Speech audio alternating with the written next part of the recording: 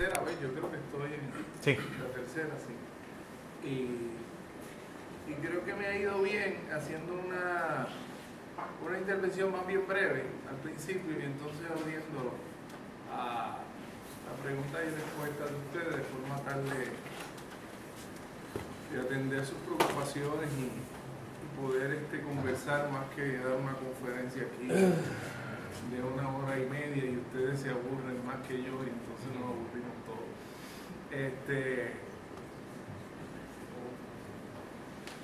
Yo creo que cuando analizamos el sistema político de Estados Unidos, forzosamente hay que empezar haciendo algunas anotaciones sobre la Constitución, porque el sistema político de Estados Unidos es un sistema que les rinde por pleitesía, por decirlo así, a la Constitución de Estados Unidos. Todo el discurso político pasa por las categorías legales. Y si ustedes se fijan, los últimos 2 presidentes de Estados Unidos demócratas, los 2 han sido profesores de Derecho, antes de ser políticos, porque todo el lenguaje de la división de poderes, de los pesos y contrapesos, de los derechos fundamentales, de la retórica de la Declaración de Independencia, todo eso es un aspecto demasiado importante del discurso político de Estados Unidos. Ese es el primer punto. El segundo es que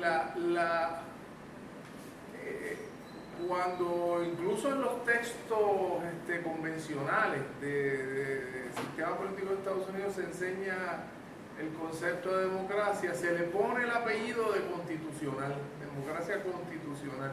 ¿Por qué? Porque la democracia norteamericana se fundamentó en la idea de que era muy peligroso crear mecanismos de participación directa del pueblo en el proceso político, porque se podía desarrollar lo que los padres de la Constitución llamaban la tiranía de la mayoría, que era la tiranía de los no propietarios, y que los no propietarios, si se organizaban, podían poner en riesgo los derechos de propiedad. Y entonces, fíjense que la Constitución es un documento que surge luego de alcanzada la independencia. La independencia se logra bajo una estructura que se llama los artículos de la Confederación. Y los artículos de la Confederación era una estructura que le daba más poder a los estados, no al gobierno central. Empieza un sector muy conservador a organizarse para tratar de cambiar eso y tratar de generar una estructura que estuviera más lejos de cada uno de los estados y más centralizada, y que pudiera ser más controlada por esos sectores propietarios. Entonces empiezan a hacer un movimiento para dejar atrás los artículos de la Confederación, que es una especie como de liga de las naciones, es una especie de Unión Europea, si ustedes lo quieren así. Cada uno de los estados eran semipaíses autónomos y tenían una estructura muy flexible, prácticamente no tenían poder presidencial, era una estructura en donde no había un ejército fuerte, había conflictos de jurisdicciones, conflictos de moneda, se había acabado la guerra, había mucha tensión social, estaban regresando los veteranos de la guerra, se estaban encontrando con expropiaciones, estaban habiendo movimientos fuertes. El mismo año que se hace la Constitución, 1787, hay una revolución, la revolución de Chase, una revuelta de veteranos que están regresando de la guerra y se encuentran que le están quitando las propiedades y hacen una manifestación muy fuerte al lado de la legislatura. Así que hay una presión muy fuerte sobre las asambleas legislativas de los estados para organizar los procesos y para un poco pedir más igualdad social. Frente a eso, ahí está este movimiento del sector más conservador que lo que quiere es hacer una constitución para centralizar el poder político, ¿verdad? Y por eso es que muchos de los líderes importantes del proceso independentista no están en la constituyente americana. Patrick Henry no está en la constituyente americana, Jefferson anda por Francia, está el sector de la clase política que lo que quiere es ahora que se logró la independencia controlar el proceso para que el proceso no se les salga de las manos, ¿verdad?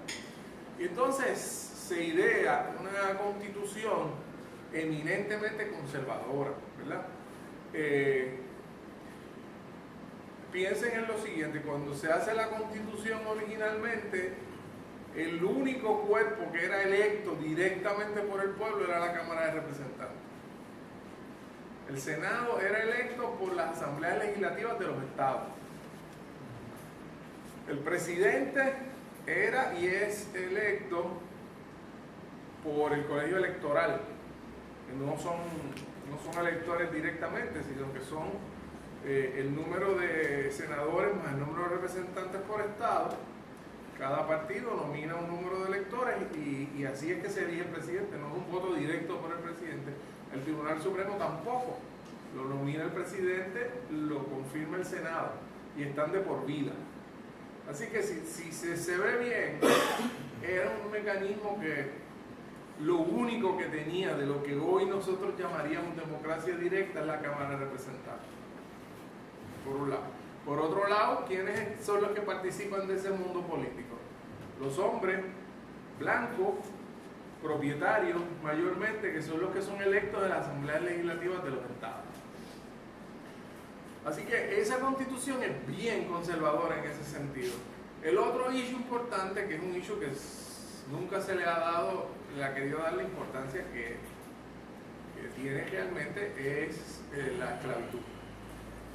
Porque para poder negociar la constitución hacía falta que cada uno de los estados ratificara luego de un proceso de discusión de cada uno de los estados la nueva constitución. Y los estados del sur establecieron como condición para aprobar la constitución que primero que no se eliminara la esclavitud y segundo lograron negociar en cierto sentido que se les premiara por ser estados esclavistas, porque en la Cámara de Representantes se estableció que cada esclavo contaba como 3/5 partes de una persona para establecer el número de representantes que tenía un estado en la Cámara de Representantes. Uno de los grandes conflictos de la Constitución era cómo se iban a representar los nuevos estados en la Constitución. Y después de una garata muy fuerte en la Constitución, se llegó al acuerdo de que todos los estados iban a tener 2 senadores y ahí iban a estar representados como territorio. Y entonces la Cámara de Representantes iba a estar representada por población y cada representante iba a representar a aproximadamente 50.000 personas. Actualmente cada representante en Estados Unidos representa como 670.000 personas. Yo de hecho en estos días estaba haciendo una entrevista con la periodista de Claridad y estábamos discutiendo el informe del GAO y hablando de estadidad, y ella me decía, pero ¿cómo es eso que Puerto Rico tendría tantos representantes? Tendría 5 representantes si fuera estado. Porque hay 24 estados que no son tan poblados como Puerto Rico.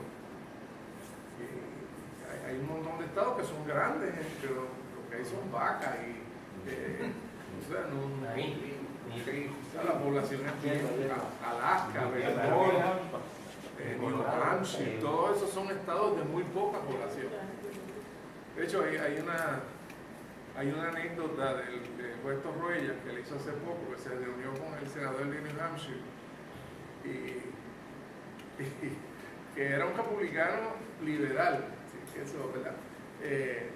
Y cuando Torruella le explicó la cosa, le dijo, mire, yo vengo de una de las colonias originales y yo lo que tengo es un representante allí en la Cámara de Representantes, así que esta cosa de que yo le voy a dar a Puerto Rico 5 representantes, que no me hace mucho sentido. Y Torroya se fue bastante decepcionado de su entrevista, ¿verdad? Por eso es que dicen entonces que el Senado es el que va a trancar el asunto con la estadidad, que no va a dar. Puedo contestarte la pregunta y podemos seguir hablando de eso el resto de la clase, no tengo problema. Está bien. Sí. Te la voy a contestar, pero la contestación no es totalmente corta. En el Senado hay una situación más difícil para el sector estadista por varias razones. Uno, porque en la medida en que tú puedas convertir el issue de la estadidad en un issue hispano, en la medida que lo puedas lograr, que eso tampoco es claro, ¿verdad? Porque no está claro que eso que se ha designado como los latinos, que es una cosa ahí bien amorfa, porque esos son mexicanos, puertorriqueños, hondureños, cubanos, dominicanos, cada uno con su personalidad, ¿no? El hecho de que tú de pronto le pases una brocha gorda y digas que todos son latinos, no los convierte a todos en latinos. Y hasta ahora, pues no, ese sector latino o hispano no ha mostrado mucho interés en esta cuestión de la estadidad. Para Puerto Rico hay mucha división. De hecho, es un tema que el caucus hispano en la Cámara decidió no tocarse porque traía demasiado problema desde los tiempos en que estaba Luis Gutiérrez y Homero Barceló en el caucus, y formaban unas discusiones demasiado candentes. Pero sí, el Senado no discute seriamente el tema del estatus de Puerto Rico desde 1991 y ha rechazado 2 proyectos de ley que le ha propuesto la Cámara. Obviamente en la Cámara está el comisionado residente, que es una institución que viene de la ley FORA, que se creó primero como interesante la historia del comisionado. El comisionado era una especie de cónsul del gobierno de Puerto Rico ante el gobierno de Estados Unidos, no era un congresista. Porque en ese momento había mucha preocupación de que se entendiera que la invasión de Puerto Rico implicaba que se iba a anexar a Puerto Rico como Estado. Entonces se tomaron varias medidas en ese periodo para marcar que Puerto Rico era distinto. Entonces a Puerto Rico y a las Filipinas, que luego se le va a dar la independencia, se le llama comisionado residente. A los demás se le llama delegado. El día de hoy, el único comisionado residente que hay en el Congreso es el de Puerto Rico. Los demás son delegados, tienen las mismas características, pero se les llama de forma distinta. Así que ciertamente en el Senado hay mucha más oposición a la estadidad y hay menos, hay como una concentración hispano en ciertos estados, California, Nueva York, Texas, etcétera. Hay muchos estados que ni les va ni les viene y tienen mucha menos población que Puerto Rico. Así que tienen muchos incentivos para no tocar. Bueno, pero volviendo atrás, tenemos esta discusión estaba diciendo que este concepto original de constitución pues realmente es muy elitista, ¿verdad? El Senado lo eligen las legislaturas de los estados, y en las legislaturas de los estados había muchas veces requisitos de propiedad para ser líder en alguno de esos cuerpos, así que la propiedad se convertía ahí en un factor. Las mujeres estaban totalmente excluidas, obviamente los esclavos, y en muchas áreas los blancos pobres, y ustedes saben que las comunidades indígenas inmediatamente se les empieza a marginar el proceso. La única mención que se hace de los indios, por ejemplo, en la Declaración de Independencia es como salvajes, ¿verdad? Así que ahí había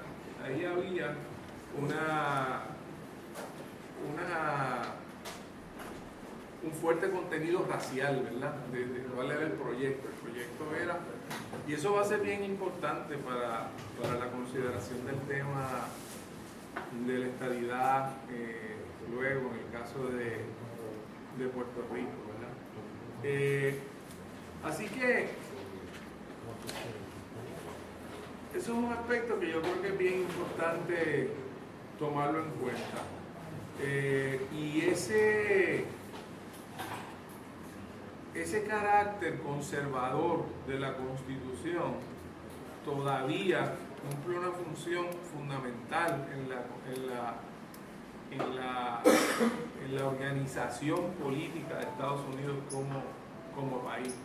Esta misma semana, el Tribunal Supremo acaba de declarar que un millonario no puede tener límite en el número de candidatos y de dinero que gaste en un ciclo electoral. Porque eso es interferir con la libertad de expresión del millonario. Porque el Tribunal Supremo ha declarado que el uso del dinero en una campaña política forma parte de la libertad de expresión de los seres humanos. Entonces eso es parte de esa función bastante conservadora del Tribunal Supremo y muy en sintonía con esta visión de la Constitución para proteger la propiedad privada, para proteger los derechos de este grupo, de la élite del país.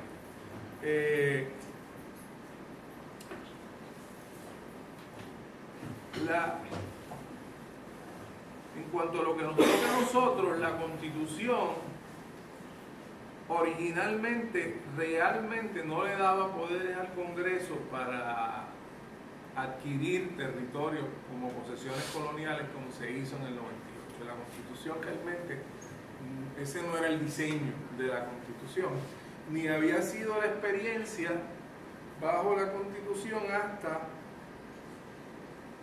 1898, cuando Estados Unidos termina su crecimiento continental, ya no tiene a dónde más crecer, ha comprado Luisiana, ha invadido a México, ha subido hasta el oeste, no tiene hacia dónde crecer continentalmente y se desarrolla una presión política muy fuerte por buscar nuevos mercados. Y hay un gran consenso en la sociedad en ese momento que hay que salir, que la frontera es una camisa de fuerza, ¿verdad? Y ahí se va a establecer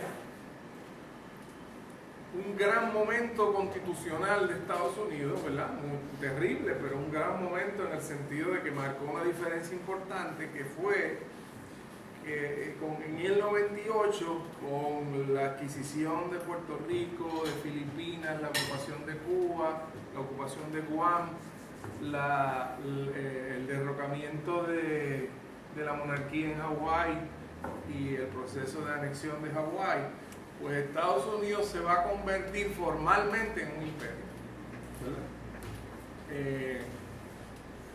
Hay básicamente dos categorías, ¿verdad? Fundamentales de imperio para efecto de lo que nosotros queremos discutir hoy, que es el imperialismo informal y el imperialismo formal. El imperialismo informal es la forma más común de imperialismo, ¿verdad? Que es el imperialismo a través de las relaciones económicas, el imperialismo a través de la generación de deuda, el imperialismo a través del control de las élites políticas de los países independientes, ¿verdad? Es lo que llamamos el neocolonialismo, ¿verdad? Ahora se utiliza también el término de globalización, ¿verdad? Es el dominio del capital financiero, ¿verdad? Yo siempre le digo a un estudiante que cuando Fidel Castro fue a Cuba a Estados Unidos por primera vez, una de las cosas que más le extrañó a los americanos es que Fidel ni ninguno de sus miembros de la delegación cubana le pidió un préstamo. Ellos estaban esperando. Estaban esperando la petición de préstamo y les extrañó muchísimo que no se pidiera un préstamo. Y Fidel había dado instrucciones bien estrictas de que nadie podía solicitar un préstamo. Y eso pues marcó un poco, empezó a marcar lo que luego iba a pasar, ¿verdad? Porque Fidel en ese sentido estaba muy claro de la operación de estos otros sistemas de control, que no son sistemas... así que la Constitución en ese sentido se tiene que adaptar a los tiempos, ¿verdad? Y por eso esos llamados casos insulares que reinterpretan la Constitución en 1900 son tan importantes en la historia constitucional de Estados Unidos. Es interesante porque le ha tocado a los profesores puertorriqueños educar a los profesores de Derecho Constitucional americanos sobre la importancia de esos casos insulares. Porque estudiantes puertorriqueños que han viajado allá se han hecho simposios en las escuelas de Derecho y de pronto los profesores americanos se topan con unos casos que ellos no conocían, de que ahora la Constitución va a ser la Constitución para los estados, y esa es una, y la Constitución para los territorios, esa es otra. A mí me gustaría, como estamos en ese marco, ¿verdad?, de cómo se forjó esa Constitución, que tú tocaras, porque creo que es muy importante, ¿por qué surgen? Porque creo que es por eso. ¿Por qué surgen las llamadas enmiendas a la Constitución norteamericana, a diferencia de otras constituciones que están integradas? ¿Okay? Importante, sí, es muy importante. El proceso de la Constitución es el proceso de una élite conservadora que quiere salirse de la estructura de los artículos de la Confederación, en el cual ellos se sentían que no tenían suficiente poder, que cada estado era el que decidía sus cosas, y había mucha presión política de las clases populares en cada uno de los estados, a esta nueva estructura central en donde ellos van a tener mucho más poder y en donde la protección de la propiedad privada va a ser más fuerte. Entonces la estrategia de los antifederalistas fue tratar de no asistir a las actividades en donde se estaba planteando una nueva constitución. Yo no voy y no hay quórum, y no hay quórum, y no hay quórum, y como no hay quórum, pues ¿qué pasa? Se queda lo que está, se quedan los artículos. Entonces ellos empiezan a hacer una serie de reuniones hasta que finalmente obtienen algo parecido a un quórum en Filadelfia en 1787. Y se reúnen, están todo un verano allí deliberando, las reuniones son privadas, no hay prensa, no hay público, las delegaciones son absolutamente secretas. Así que todo lo que se conoce de la Constitución y lo que pasó allí son las notas que escribieron distinta gente. Madison, sobre todo, llevó unos récords muy específicos. Entonces, cuando ellos terminan, ellos toman dos decisiones. Una, que era totalmente ilegal bajo el artículo de la Confederación. Ellos sabían que no tenían unanimidad para enmendar los artículos.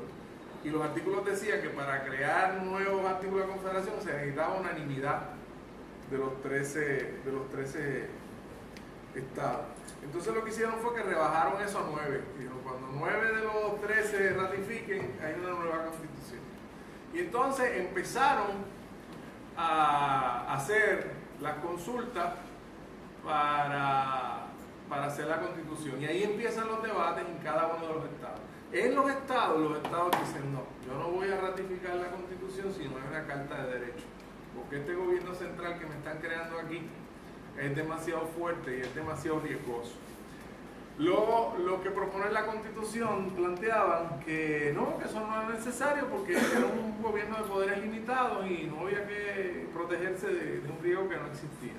Pero los estados insistieron que no ticket, no laundry, tiene que haber unas garantías en la Constitución.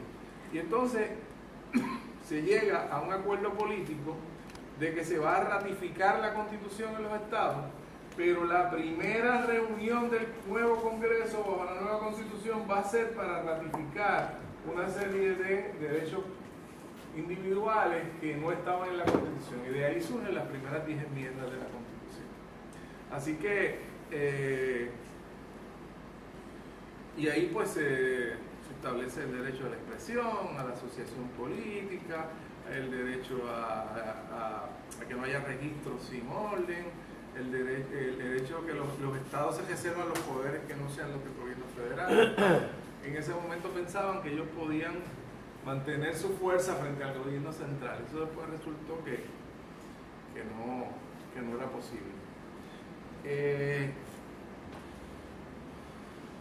La otra idea importante de la Constitución, no sé si te contestaste. Sí. La otra idea importante de la Constitución, que yo creo que es una idea que mucha gente a veces como que no entiende bien, por lo menos esa es mi percepción, es que los que fundamentaron la Constitución estaban muy claros que el poder político real era el poder económico que estaba fuera del gobierno. Y que había que tener un gobierno que no pudiera regular mucho el sector privado. Y para eso había que limitar la capacidad del gobierno de actuar. Y en ese sentido hicieron un gobierno que es deliberadamente ineficiente. Es deliberadamente ineficiente. Piensen para dar un ejemplo actual. Pues se radica un proyecto a favor de la estadidad, este proyecto de Pierluisi, el HR 2000, ¿verdad? Pues hay un representante que dirige el comité y lo primero que tiene que decidir es si cita una vista o no. Entonces, en vez de citar una vista, dice que él quiere que un cuerpo investigativo del Congreso investigue cuánto le costaría la estadidad a Estados Unidos. Y ese cuerpo está 2 años investigando eso. A los 2 años recibe el informe y dice, pues ahora tengo la información, déjenme ver qué voy a hacer con ella. Pero ¿va a citar vistas? No sé porque acabo de recibir el informe. Eso es en la Cámara de Representantes. Eso es en la Cámara de Representantes. Todavía el informe no ha ido a vista. Hasta que no haya vista no puede haber un informe. Si no hay un informe positivo, no puede ir al pleno de la Cámara. Si no va al pleno de la Cámara, no se aprueba en la Cámara. Si se aprueba en la Cámara, tiene que ir al Senado. En el Senado tiene que ir a un comité. El comité lo tiene que hacer vistas. Las vistas tienen que ser buenas. Hay que aprobarlo en el comité y después tiene que ir al pleno. Lo tiene que firmar entonces el Senado. Tienen que ser idénticas las legislaciones de Cámara y Senado para presentárselas al presidente. Si no son idénticas, tiene que ir al comité de conferencia, hacer un proyecto idéntico en Cámara y Senado para presentárselo al presidente. Y el presidente lo puede firmar y el Tribunal Supremo lo puede declarar inconstitucional. Ese no es un sistema para que las cosas sean fáciles. El año pasado, el Congreso de Estados Unidos aprobó el 5% de los proyectos que presentaron. O sea, a mí me preguntan las periodistas, ¿usted cree que se va a aprobar la legislación de estadidad? Y yo, no. Porque en mi mente que yo estoy diciendo, eso está en el 5% de lo que se va a aprobar o en el 95% que no se aprueba. O sea, la pregunta es más fácil de lo que parece. Entonces es esa visión que es del liberalismo ese clásico, el liberalismo conservador. Y sé que estoy usando las palabras aquí, suena como una contradicción, pero es el liberalismo como ideología para proteger la propiedad. Entonces, mientras menos regulación haya, si hay esclavitud, si se está acumulando la riqueza fuera del gobierno, no necesitamos que el gobierno regule mucho. Así que se va a crear un sistema altamente descentralizado, ¿verdad? Y de ahí pues entonces va a venir el tema de la división de poderes, el tema de los pesos y contrapesos, que una rama supervise la otra, y el tema del federalismo. El tema del federalismo ahora, en términos de que tú vas a tener un gobierno central con unos poderes y vas a tener los estados con unos poderes que supuestamente van a ser distintos a los de esos estados. Y todo eso va a fraccionar la toma de decisiones políticas, y Madison en un documento que lo pueden ver, de hecho se lo puedo incluir en los materiales de la academia, el Federalista número 10, que es un documento importante de la teoría política de la Constitución, decía hay que fraccionar mucho el gobierno para que se fraccionen también los intereses y nadie se pueda organizar nada más que a base del interés de propiedad, y así nos protegemos de la tiranía de la mayoría, de que venga un sector no propietario y se haga cargo del gobierno. Tú dijiste la tiranía de la mayoría. La tiranía de los pobres. Ah, La tiranía de los pobres, que quiere decir que el gobierno se organiza para proteger la propiedad, y de pronto, si hay un grupo muy grande de no propietarios que empieza a tomar medidas contra el capital, pues se va a derrotar la Constitución. Así que hay que fraccionar los grupos, hay que fraccionarlos por estado, hay que fraccionarlos por Cámara, Senado, Presidente, para que no haya un solo interés que unifique. claro, pero eso supone que es una democracia antidemocrática, porque entonces la mayoría no es la que decide.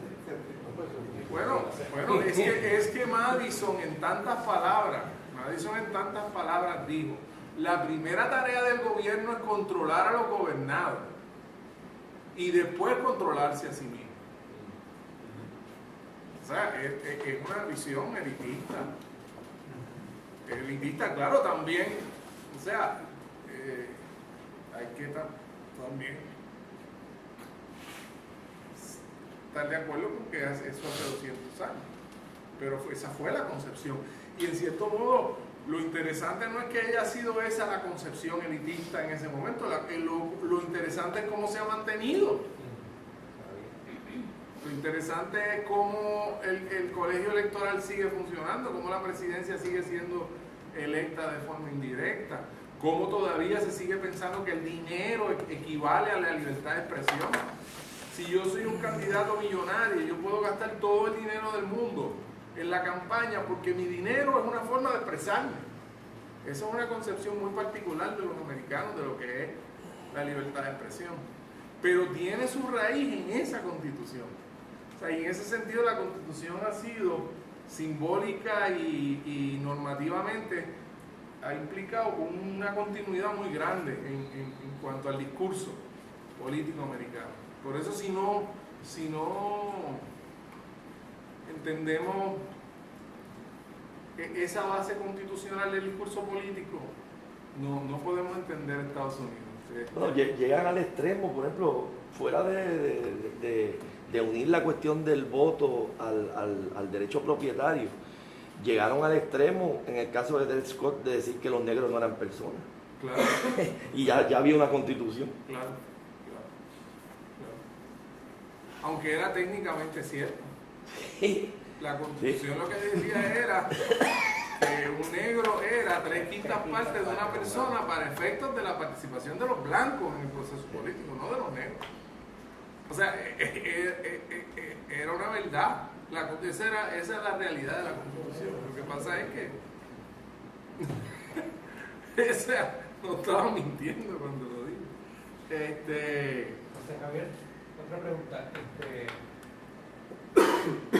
¿Estados Unidos como tal comienza cuando las 13 primeras colonias se independizan o cuando viene la Constitución? Porque no, empieza con la Declaración de Independencia. Ya se llamaban Estados Unidos. Bueno, lo que pasa es que ahí está ocurriendo hay un documental muy bueno que se llama John Adams, de la serie HBO, sí. Que yo lo recomiendo porque es bastante se circunscribe bastante los hechos. Está basado en una biografía de Adams de McCulloch, un libraco de 600 páginas. Entonces tienes que verlo como un proceso de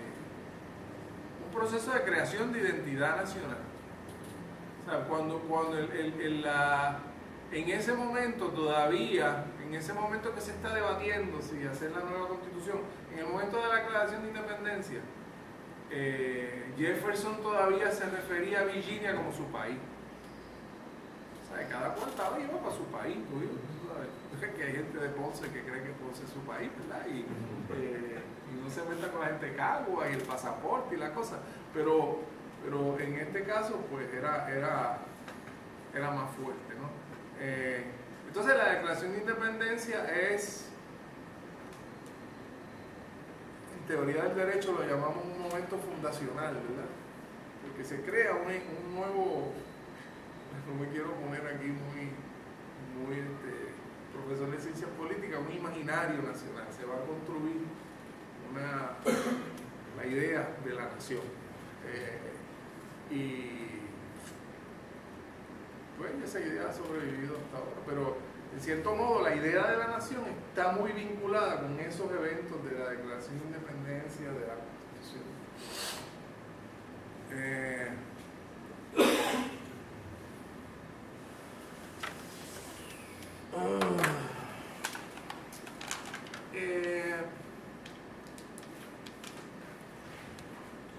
Entonces esa descentralización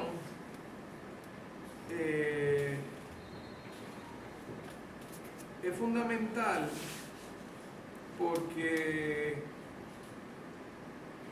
y ahora voy a hablar un poquito de cómo afecta esto a Puerto Rico. Aquí hay dos etapas fundamentales, ¿verdad? Una etapa que es la etapa de la invasión hasta el 17, ¿verdad? Que ahí Estados Unidos está muy asustado de que se pueda pensar que porque invadieron el territorio lo van a hacer Estado, ¿verdad? Entonces tienen que diferenciar a Puerto Rico para mantener a Puerto Rico fuera de la amenaza que implicaba que una raza inferior pudiera entrar a la federación, ¿verdad? Y entonces ese temor lleva a la creación de la ciudadanía de Puerto Rico en la ley FORA. O sea, aunque nos cueste un poco admitirlo, la ciudadanía de Puerto Rico, en ese sentido, en la ley FORA, que es un acto racista por parte de Estados Unidos, esa gente son distintas.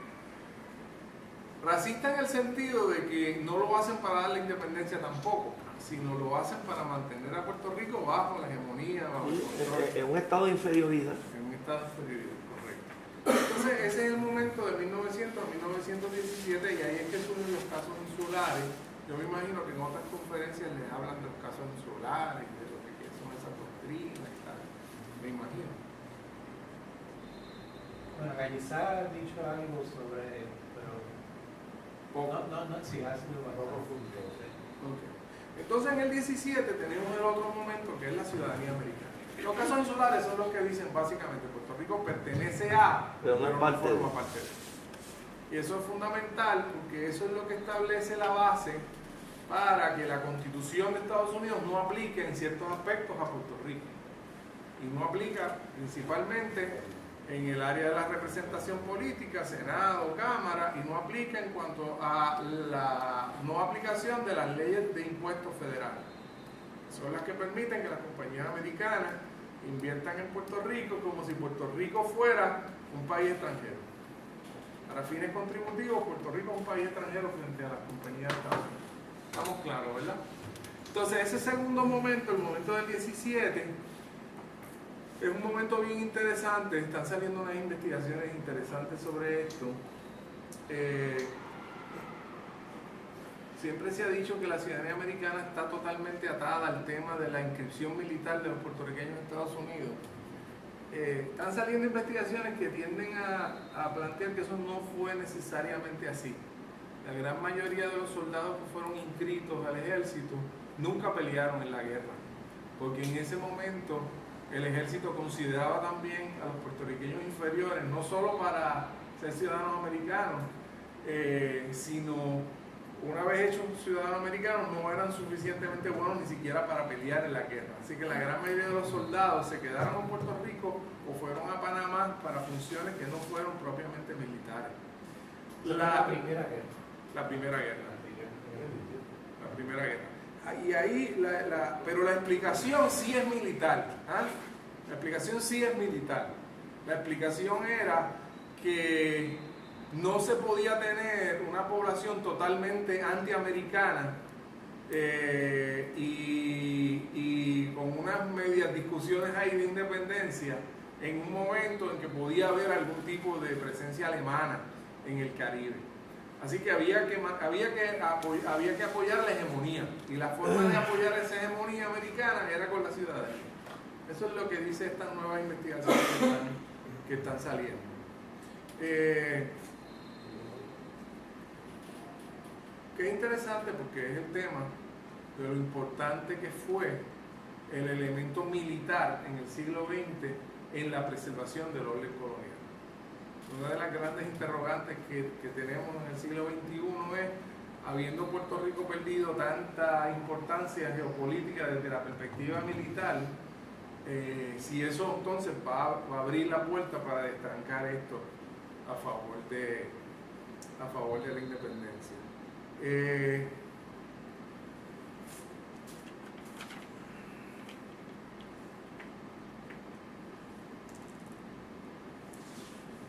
El otro elemento que aquí yo creo que con esto yo creo que termino,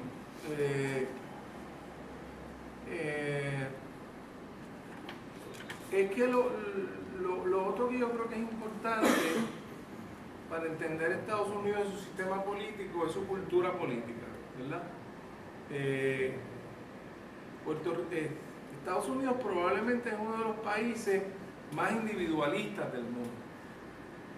Es decir, la política, y eso tiene mucho que ver con el efecto de la Constitución sobre el discurso político. Los derechos son individuales, el progreso es individual. Esta noción de clase social, esta noción de lucha comunitaria, esta noción de que vamos a tener derechos colectivos como comunidad, aquí cada cual va a tener su propia,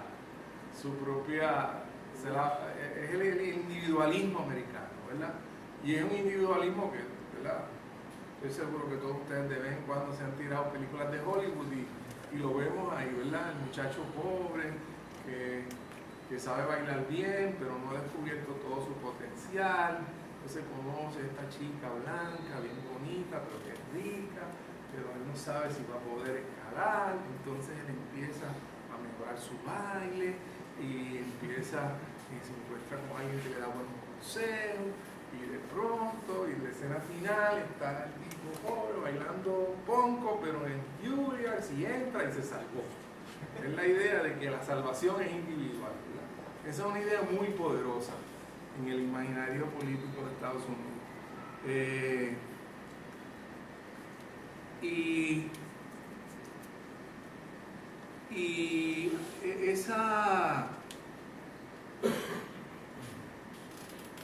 Ese individualismo viene acompañado con dos elementos más. Uno, que debido a que el sistema es tan fragmentado, ¿verdad? Hay un sistema federal, hay 50 estados, pero hay miles de gobiernos locales, porque cada distrito escolar se constituye en gobierno local. Así que tenemos como 90.000 unidades de gobierno en Estados Unidos. Y eso provoca una multiplicidad de elecciones, ¿verdad? O sea, cuando vienen el día de las elecciones en Puerto Rico, nosotros elegimos al gobernador, a los legisladores, a los alcaldes, a los asambleístas municipales, todo el día libre. En Estados Unidos se elige toda la Cámara, algunos de los gobernadores, una tercera parte de los senadores, algunos de los alcaldes, algunos de los asambleístas, algunos de los otros niveles de gobierno. Así que en ese sentido también es un sistema bastante centralizado y eso tiende a una participación electoral que puede ser bastante baja cuando son elecciones bastante locales, pueden ser hasta un 20-25%. Ronald Reagan, por ejemplo, tenía un 28% del electorado cuando fue electo. Y en Estados Unidos la participación es baja porque también se mide no a base de todos los que tienen edad para votar, sino a base de los que se inscriben. Si tú, por ejemplo, coges los que votaron a favor de la estadidad, este último plebiscito, pues es el 44% de los que votaron. Pero si tú coges de los que pudieron haber votado, si no se inscribieron, te baja como a un 30 y pico % de los que pudieron haber votado. Pero eso no cuenta. No cuenta, excepto cuando alguien lo dice. Pero sigue haciendo más público, lo que sea. Sí, No puede. Sí. Por ejemplo, para los senadores de Estados Unidos eso podría ser.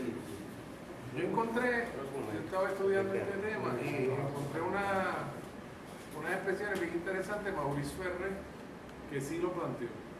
Él planteaba que era demasiado bajo, un 30% de la población que podía votar que se pidiera esta idea. Y pues si lo dice Maurice Ferrer, pues entonces tiene un poquito de más peso. Un comentario. En cuanto a elegir todo el aparato gubernamental un día versus hacerlo escalonado. Yo no veo eso de todo mal. Y la razón por la que yo lo veía alguien sería, mira, o sea, se va todo el mundo y empieza el mundo nuevo. ¿Dónde empieza? Parece que nunca se termina nada, pero si te deja parte de lo que había, que puede influenciar o puede, pues, habría más continuidad, a lo mejor no tendríamos dinamizado los problemas que tenemos ahora. Por supuesto. Puede ser el argumento de los que favorecen que se quede como está es que tiende a votar más gente cuando tú tienes todas las elecciones en el mismo día. Porque tú enfocas a la gente en un solo. Javier, ¿cuál ha sido la proporción de la petición o el apoyo a la estadidad en los últimos dos estados, por ejemplo Alaska y Hawái? Fíjate, no te tengo ese dato, sé que en el caso de Hawái hubo múltiples referéndum hasta que se llegó a una mayoría bastante sustancial. En el caso de Pero cuando hablamos de mayoría sustancial, más o menos sin decir números, 70%, un 70, 80%. Sí. ¿Y en Alaska? En Alaska lo que pasa es que casi no había gente. En Alaska yo no lo he estudiado bien. Alaska hay dos cosas que siempre se citan de Alaska. Uno, hubo mucha corrupción. O sea, se compraron los votos en el Senado. Y el tema con la estadidad y Alaska y Hawái, sobre todo, yo he estudiado un poquito más Hawái en ese sentido, es que esto es algo que yo aprendí hace poco, un profesor norteamericano, de hecho, que está en la Facultad de Ciencias Sociales, que publicó un libro hace poco. Él lo que plantea es que nunca ha habido una petición de estadidad donde la clase dirigente del Estado, del nuevo Estado, no sea blanca anglosajona. Nunca. O sea, en Hawái la estadidad se hizo viable porque la minoría blanca, principalmente americana, que le dio el golpe de Estado a la reina, le dio la confianza a Estados Unidos de que podían replicar el modelo norteamericano en Hawái. No tanto por la vía de que la población era mayoritariamente blanca, pero la clase dirigente era mayoritariamente blanca. Porque en todos esos casos se ha producido de donde viene la palabra colonia, que es el establecimiento de asentamientos norteamericanos, anglosajones, ya fuera a través de la expansión continental desde el este al oeste, ya fuera a través de esa expansión en el caso de Hawái y en el caso de Alaska. En el caso de Puerto Rico eso no ha ocurrido y en cierto sentido ya es imposible que ocurra. Entonces, por eso, en cierto sentido, el caso de Puerto Rico, olvídate tú de la perspectiva ahora económica, desde la perspectiva cultural, no. Todas las demás jurisdicciones de gobierno de Estados Unidos funcionan en inglés, excepto Puerto Rico. Y Puerto Rico es la única jurisdicción donde el 99% de la población, su vernáculo principal es el español.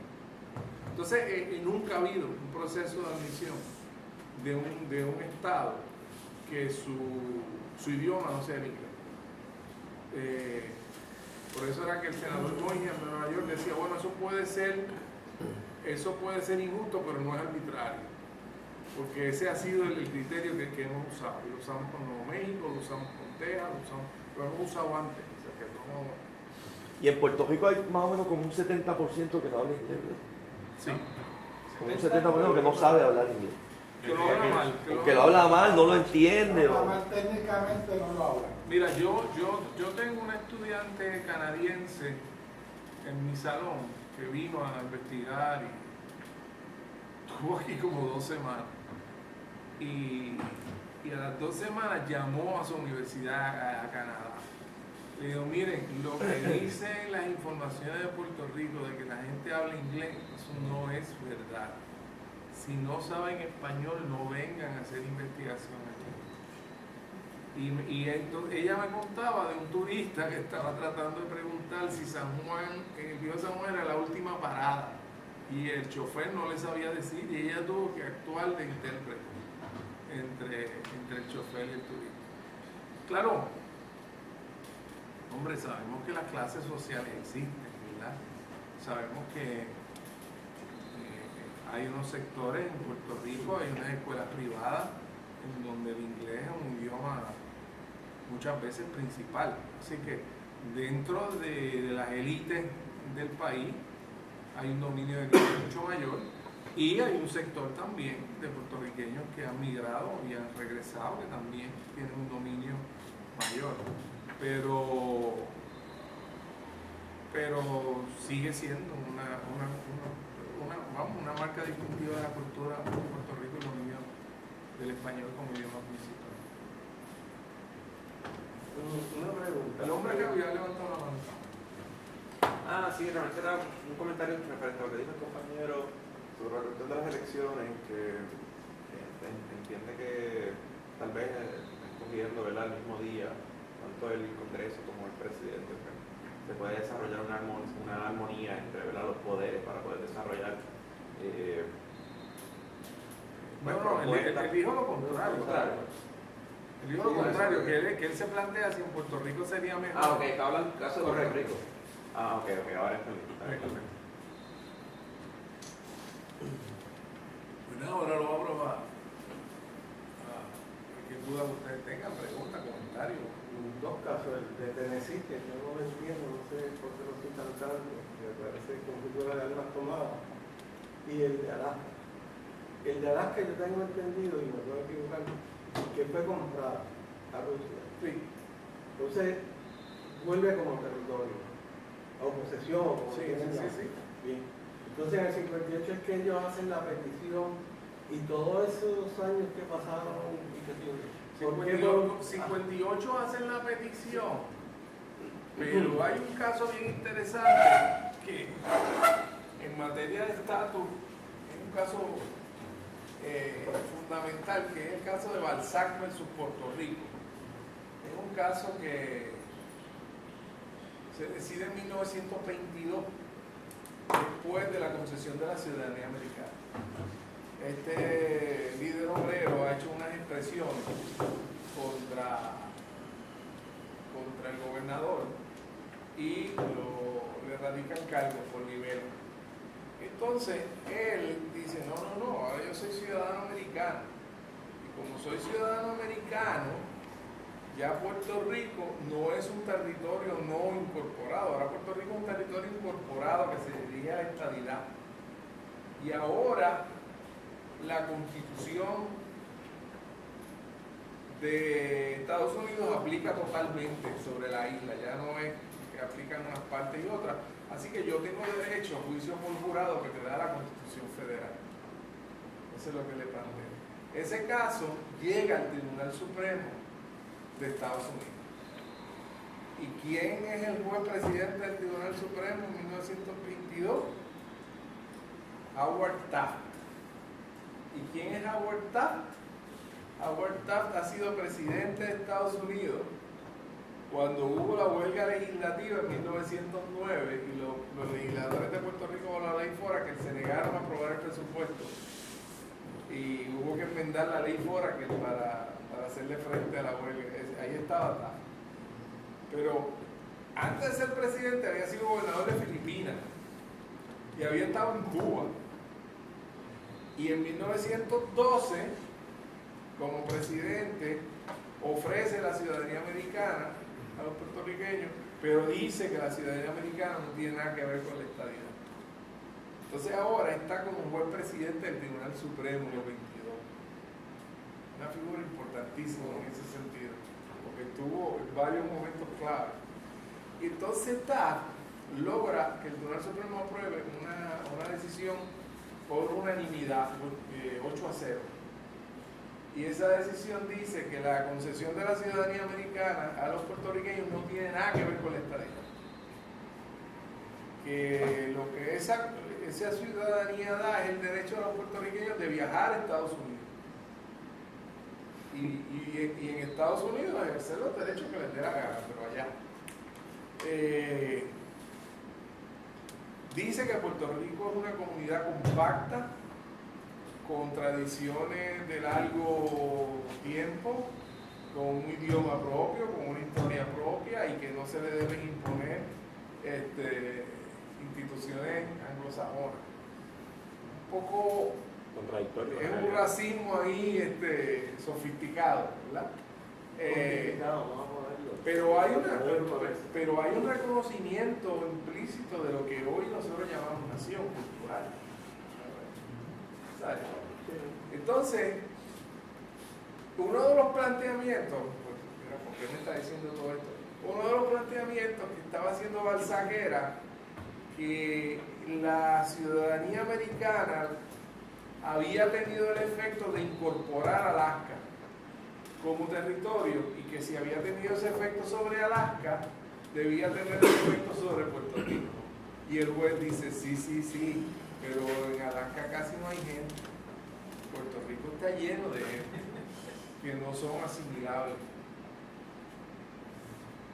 Y hace la distinción entre Alaska, pero la decisión de convertir Alaska en estado, en ese sentido se tomó temprano en el siglo, y la decisión de incorporar a Hawái también. Entonces Puerto Rico pues es donde Estados Unidos ha tenido una política de ir tratando a Puerto Rico cada vez más como un estado en ciertas cosas, pero en esa distinción fundamental de que es un territorio no incorporado, se ha mantenido esa doctrina, ¿verdad? No se le han hecho cambios. O sea, que ahí hay un reconocimiento de ese carácter distinto de Puerto Rico, ¿verdad?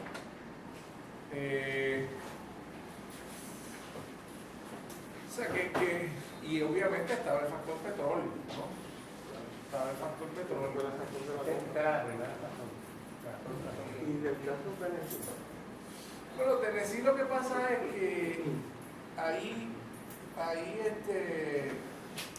yo no lo estudié en detalle, pero lo que sí sé es que en un momento dado surge oposición en el Congreso y entonces lo que ellos hacen es que envían una delegación para que el Congreso la tenga que reconocer como delegación, o sea, un poco imponerle la estadidad.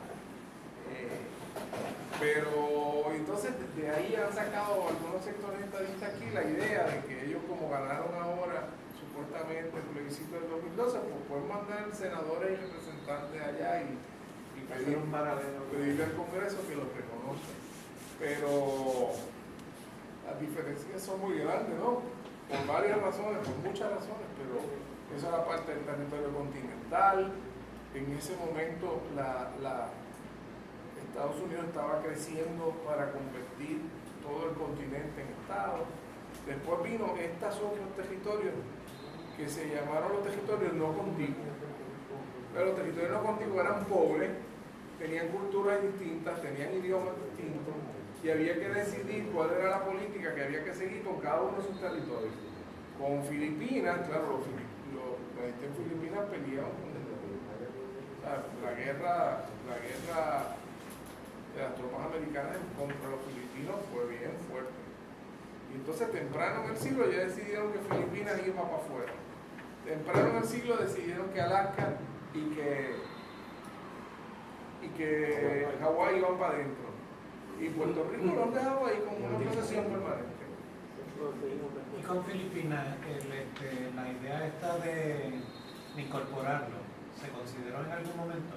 Nunca, porque es interesante.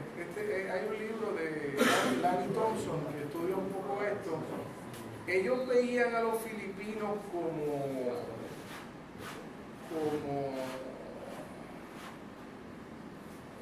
buscando la palabra, incivilizado, o sea, y de hecho había unas zonas de Filipinas que no habían sido conquistadas por los españoles. O sea, así que un poco ellos le reclamaban a España, ustedes no hicieron bien el trabajo. Pero no, nunca hubo una intención de anexar a Filipinas, y la guerra fue tan cruenta y la resistencia filipina fue tan grande que eso se descartó tempranito en el juego. Pero los filipinos hablaban inglés, o hablan. Había gente más que español. Bueno, pero por regiones, o sea, no había una unidad nacional como la conocemos aquí.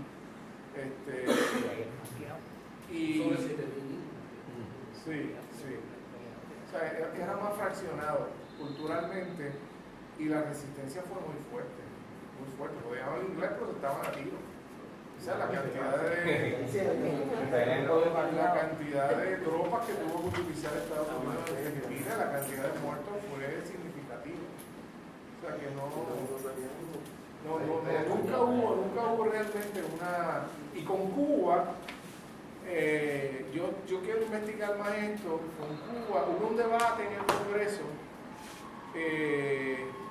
y el exilio cubano en Estados Unidos cabildeó muy exitosamente, porque se establecieron una garantía de que la intervención de Estados Unidos en la guerra del 98 no iba a implicar la anexión de Cuba. Cuba fue el único territorio que entra al 98 con una garantía del Congreso de que va a haber neocolonialismo, pero no va a haber anexión formal. Y eso fue lo que ocurrió. O sea, y ahí pues, ahí se impone la enmienda Platt, que le da derecho a los americanos a intervenir si se pone en riesgo sus derechos en Cuba. Pero es derecho de intervención sobre una república formal, una república de papel por lo menos. Eso se logró en el caso de los cubanos. Y a mí me interesa mucho leer un poco más de cuál fue el cabildeo que llevó a tomar esa decisión. Ahí también estuvo el tema de que los americanos, para justificar su intervención en Cuba, lo plantearon como lo que hoy llamaríamos una intervención humanitaria, o lo que llamarían ellos intervención humanitaria. Tenemos que salvar a los cubanos de las masacres españolas. Y por ahí se aprovecharon los cubanos para decir, bueno, pues ustedes vienen, pero no vienen a sustituir a los españoles. Y en cierto modo pues lograron esa garantía. Entonces Estados Unidos, ¿qué hizo? Aprobó la enmienda Platt para garantizar el derecho a intervención, y lo usó varias veces en el principio del siglo, y se quedó con Guantánamo a través de un tratado de amistad entre el gobierno de Cuba y de Estados Unidos, mediante el cual Estados Unidos le paga, no sé si $200, $2,000 cada año, le envía un cheque que Cuba no cobra, y es un tratado que no tiene fecha de expiración, y entonces pues, retuvo a Cuba, a Guantánamo en ese sentido, en el contexto pues del control del canal de Panamá y de todas las rutas transoceánicas y toda la visión de que un gran imperio tenía que tener control de las rutas marítimas. Pero ese asunto de que los exiliados cubanos para esa época tuvieron que cabildear, ¿verdad?, para que no anexaran a Cuba, lo que sugiere es que Estados Unidos estaba buscando anexar.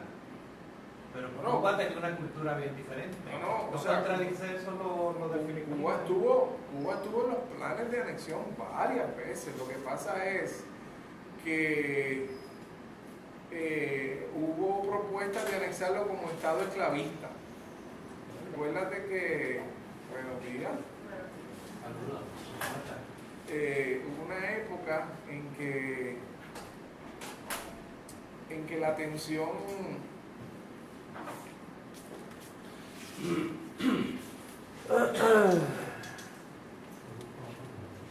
hasta que se resolvió mediante la guerra civil el tema de la esclavitud, se había llegado a modo de un acuerdo político en que se admitía un estado esclavista, después se admitía uno no esclavista, uno no esclavista, hasta que la guerra civil pues, resolvió eso a tiro limpio, ¿verdad? Entonces Cuba quedó un poco en medio de esa discusión de si iba a ser un estado esclavista, no esclavista, etc. Pero había interés en la anexión de Cuba en el siglo XIX. Así que no se pudo concretar, ¿verdad? Y esa enmienda que se logró de que la anexión el 98 no iba a implicar la anexión formal, pues tuvo un efecto importante porque pues, trajo un neocolonialismo, trajo la enmienda Platt, trajo la base, pero no un diseño para mantener un control territorial permanente. No sería, Volviendo a Puerto Rico, es claro que no tiene ninguna intención integral, hay una diferencia étnica, cultural, pero sí había un intento desde los años 20 de esto que se estaba empezando a diseñar desde los 20. ¿Cómo era eso? ¿Quiénes eran las personas? Quizás si era desde antes de los 20, los apellidos así. Bueno,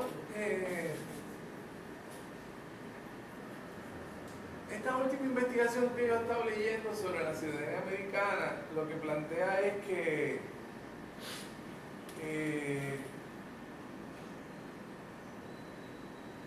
no hay duda que en este momento Estados Unidos tiene un interés de que esto sea una posesión permanente, ¿verdad? Y ha habido una serie de expresiones a favor de la independencia. Había una expresión en el 14 en contra de la ciudadanía americana, la Cámara de Representantes dominada por De Diego, el Partido Unión. O sea, hay un fermento, hay toda una decepción aquí de la clase política porque pues la ley fuera que le metió un cantazo a la gente de lo que se esperaba que iba a ser un gobierno de libertades. De pronto tienen un gobierno totalmente despótico. Entonces allá se empiezan a plantear la idea, sobre todo en el contexto de la Primera Guerra Mundial, sobre cómo reducir las tensiones en Puerto Rico. Y ahí es donde se plantea la ciudadanía americana como una forma de reducir las tensiones, porque había demasiada gente pobre, demasiada gente desempleada, demasiada gente sin nada que hacer. Y de hecho la inscripción en el ejército americano es mucho mayor de lo que el ejército hubiera esperado, precisamente porque había mucha gente que en ese momento vio el ejército como una forma de salir de su situación de no tener nada que hacer, porque era una situación que realmente era el capitalismo cañero ese duro de esas primeras 3 o 4 décadas de Puerto Rico. Y entonces en ese contexto, o sea, la hipótesis aquí, y por eso es tan interesante ver qué va a pasar en el siglo XXI, que los dos grandes esfuerzos de modernización política intensos que hizo Estados Unidos en Puerto Rico,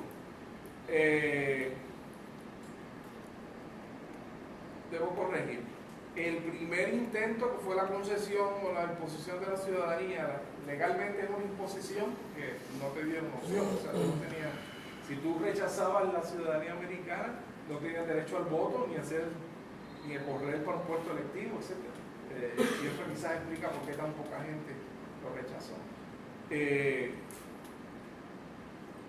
Pero fue un intento de también plantean estos investigadores y me están persuadiendo de cimentar una hegemonía americana, de decirle a las clases populares, mira, nosotros estamos considerándolos de alguna forma.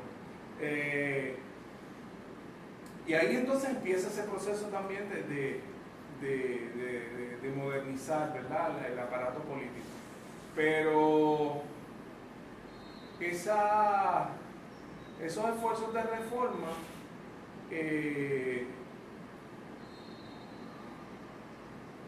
no van a prosperar, empiezan a articular, pero no van a prosperar, y van a chocar entonces en el 30 con la crisis del nacionalismo, con la recesión del 28, con ahí sí la pobreza dura, generalizada, y la llegada en la década del 30 de los nuevos tratadistas de Roosevelt, con los cuales Muñoz Marín va a desarrollar una relación a través de mucha gente, pero especialmente a través de una periodista, Ruby Black, que era muy allegada a Eleanor Roosevelt, y empieza el uso de los fondos federales como una forma de tratar de suavizar la situación. Y ahora las nuevas investigaciones de Rodríguez Beruf lo que plantean es que la otra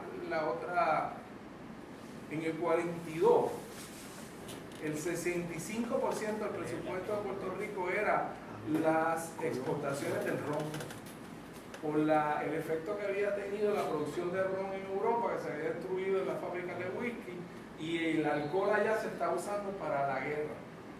Así que tú tienes, con la llegada de Leahy en el 39, ahí es donde se empieza la construcción de Rupert Rose, ahí es que se empieza la construcción de Borinquen en Airfield en Aguadilla, ahí se empieza la expropiación de Vieques, ahí empieza la construcción de Isla Grande, ahí empieza la construcción de la número 2 en que yo vine hoy, para conectar la isla. Entonces, el auge de la inversión militar, el auge de los ingresos del RON, los programas del nuevo trato, le dan ese impulso, y la llegada de Tocqueville, que es un tipo que viene en una mentalidad más socialdemócrata. Ahora le llamaban entonces institucionalista, hoy le llaman socialdemócrata, y ese diseño es el que hereda entonces, en cierto sentido, el Partido Popular. Así que, en cierto sentido, esa modernización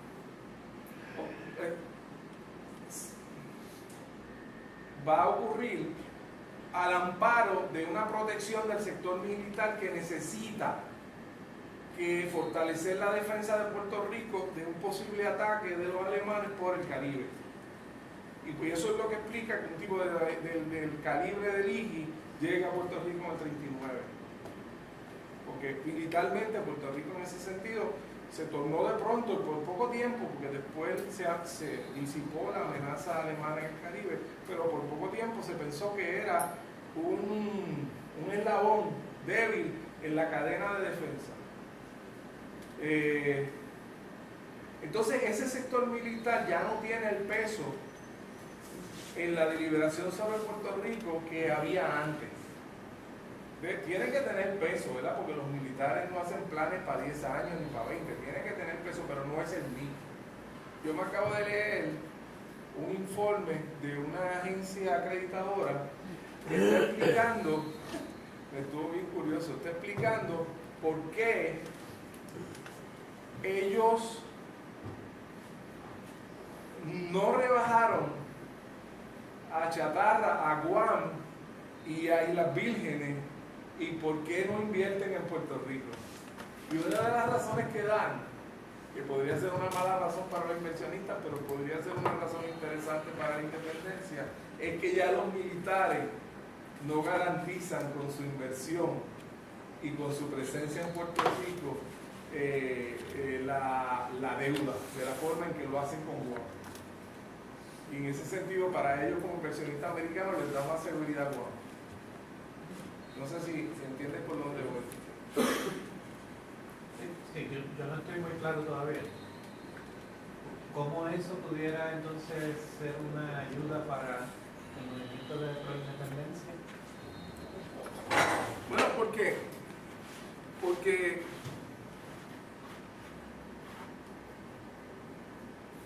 cuando Ligi llega en el 40, quiere romper con la estructura política que hay en ese momento dominada por la coalición. No necesariamente Muñoz Marín, de acuerdo a Rodríguez Beruf, es la opción, porque Muñoz se le ve como demasiado izquierdista todavía en ese momento. Pero hay un debate sobre esto, ¿verdad? Muñoz se ha negado a rechazar el asesinato de Riggs, y eso ha creado una cierta duda sobre cuán leal es Muñoz a Estados Unidos. Pero una vez Muñoz empieza a ganar las elecciones, pues Estados Unidos en cierto sentido bajo esta interpretación se dan cuenta que no tienen otra opción sino negociar con él, y él se convierte entonces en el interlocutor. Esto es parte de un debate. Pero no es el tema que yo estoy diciendo. Lo que yo estoy diciendo es que lo que está claro es que la modernización de bases militares,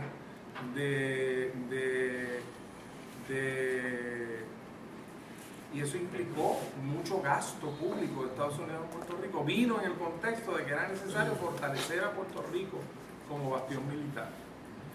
Ese elemento ya no tiene el peso que tenía antes. Entonces, cuando se sientan en la mesa de diseño ahora, Estados Unidos a diseñar estrategias sobre Puerto Rico, eso marca una diferencia. Y hay dos sectores importantes para los cuales que ya la independencia no les resulta una amenaza. Uno es el sector industrial, que ya funciona en Puerto Rico como si esto fuera un país independiente, y el sector militar, que ahora no tiene el mismo interés que tuvo en otras épocas. No es que no haya interés militar en el Caribe, lo hay, pero se concentra ahora en cosas como la interdicción de drogas, la migración. No se percibe en este momento un uso militar de primera envergadura, no solo para Puerto Rico, sino para el Caribe como región. Esa es la... Pero mencionaste, si mal no recuerdo, mencionaste que como los militares ya no garantizan la deuda, o garantizan la deuda en Guam, por ejemplo, y en las Vírgenes. Pues están protegidos, tienen protegido el ¿Cuál es la protección de la deuda ahí? No, que hay la garantía de que las bases militares en Guam garantizan una serie de construcciones. Un poco el mensaje es, esa es una jurisdicción tan importante para los militares que el complejo militar industrial no la va a dejar,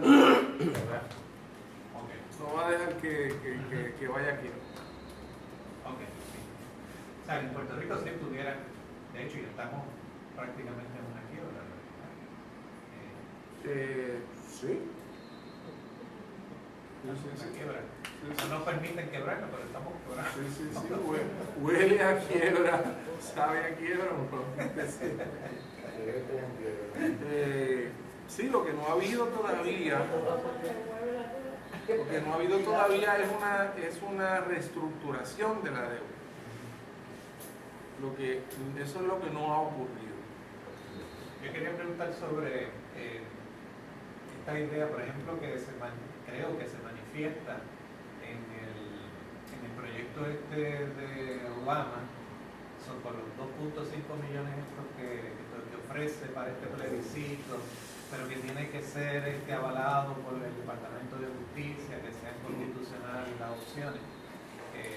Hace un tiempo atrás yo leí un artículo me parece que era sobre ciudadanía, pero desde la perspectiva de unos juristas en Estados Unidos, creo que era Harvard, no estoy seguro ahora, porque hace tiempo que lo leí, Pero ellos lo presentan en términos en el contexto de cómo piensan ellos y cómo se ve dentro de la constitución de ellos. Para nada piensan, ¿verdad?, como lo veremos nosotros. Y pienso que esto del plebiscito de Obama va en esa dirección. A mí no me importa lo que piense las Naciones Unidas, no me importa lo que piense Puerto Rico, es lo que yo decida que es constitucional para nosotros. Las opciones, las definiciones de esa opción.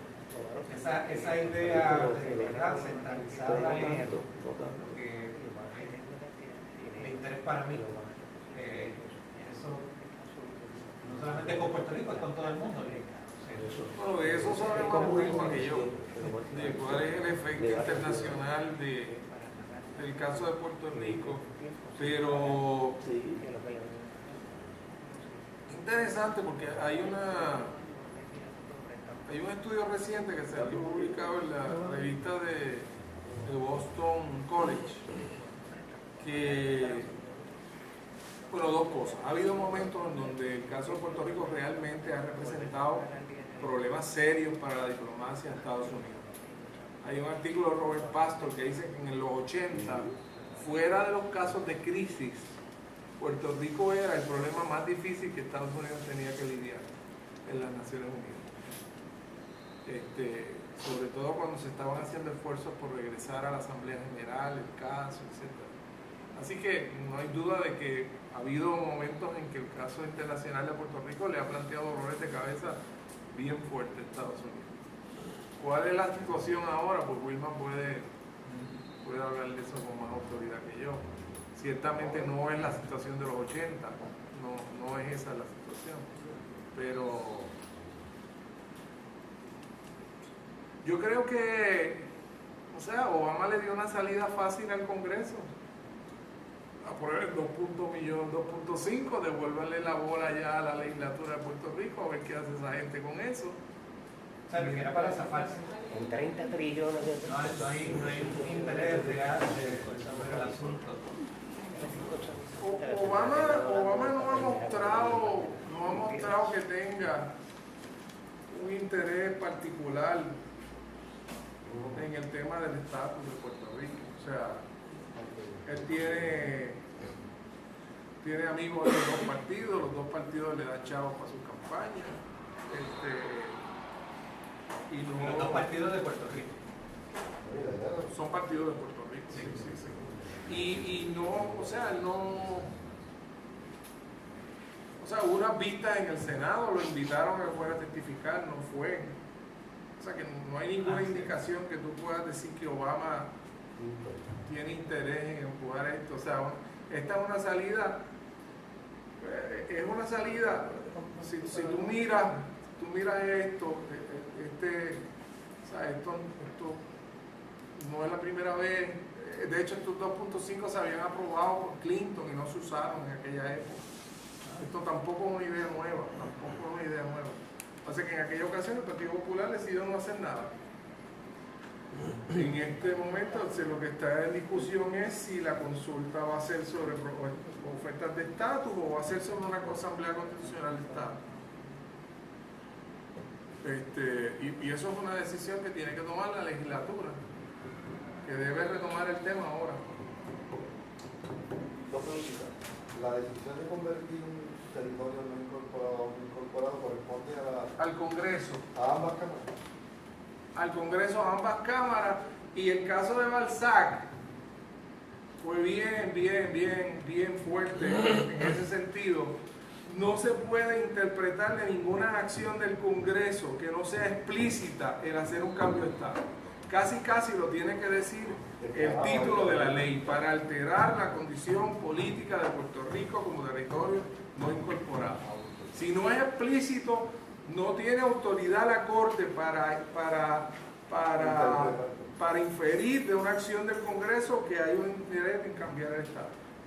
¿Ha habido algún movimiento real alguna vez en Estados Unidos de cambiar el sistema electoral del colegio a voto directo? Todo el tiempo. Pero real, o sea, con interés de hacerlo. Bueno, no es que no sea real. O sea, la gente, las causas imposibles son reales, pero lo que pasa es que hay mucha gente que se beneficia del colegio electoral. Es decir, hay estados pequeños que con el colegio electoral tendrían menos influencia sobre el proceso de elección del presidente del que tienen ahora. Entonces no tienen interés en que se cambie. Y para enmendar la Constitución tú necesitas 2/3 partes de la Cámara y el Senado y 3/4 partes de las asambleas legislativas de los estados.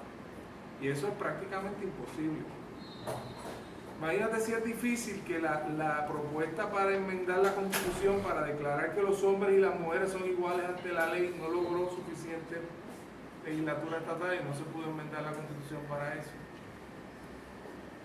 Pero es una idea que está cobrando un poco de fuerza, que estamos en el siglo XXI, que debe haber una democracia directa, pero es muy difícil. Parte de lo que hizo esta clase, quizás con esto redondeamos la intervención de hoy, parte de lo que hizo este sector conservador que dio la Constitución fue no solo hacer una Constitución muy conservadora, sino hacer muy difícil cambiar las reglas del juego.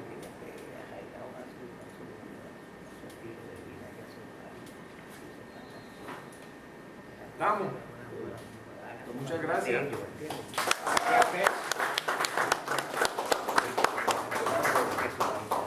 En ese sentido, el nacionalismo es lo que yo digo. Y Puerto Rico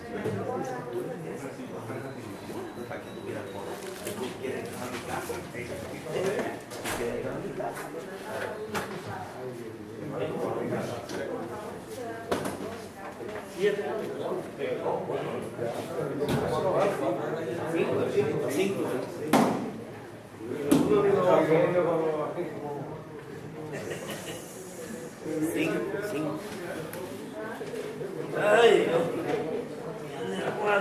hoy es 5.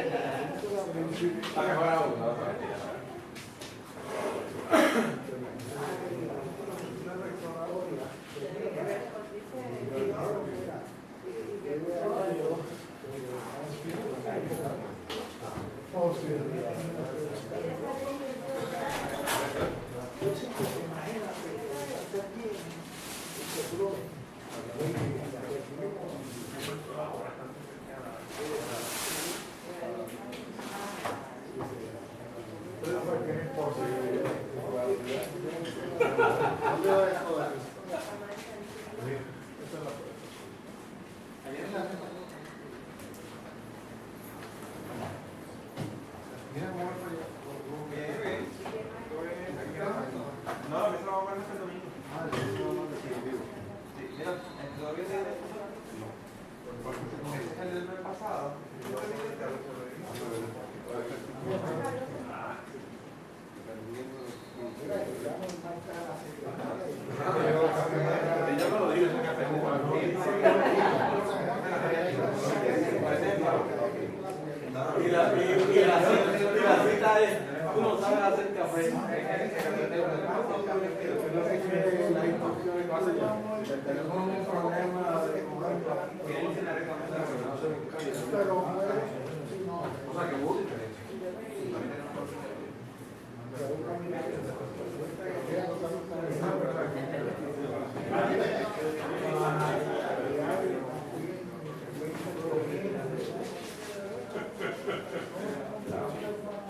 Es que encontraron bien el sitio para el mapa funcionó. Nada más para fue, el mapa que yo he visto.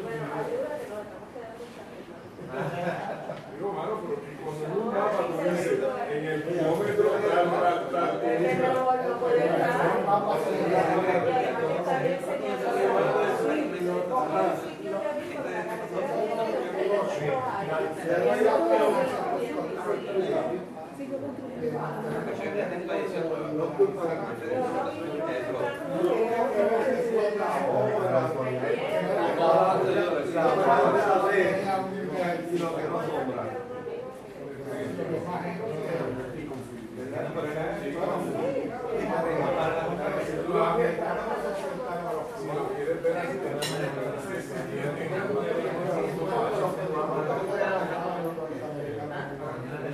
Como a la...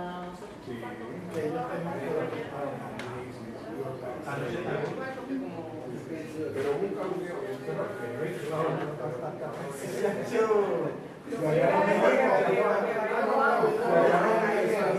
Gracias.